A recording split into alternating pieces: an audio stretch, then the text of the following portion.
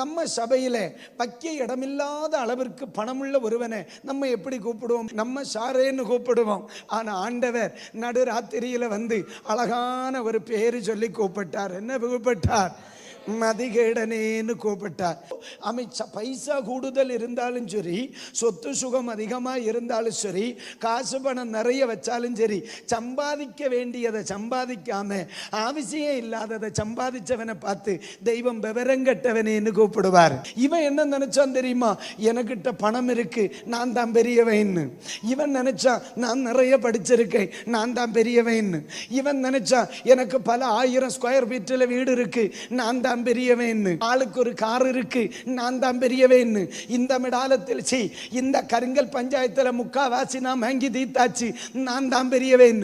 ஆண்டவர் ராத்திரி வந்து சொன்னார், ஆமே தோத்தர், இன்னும் ராத்திரி மூக்கல பஞ்சு சொருவினா ஒத்த பத்திரத்தை கொண்டு போக முடியும்.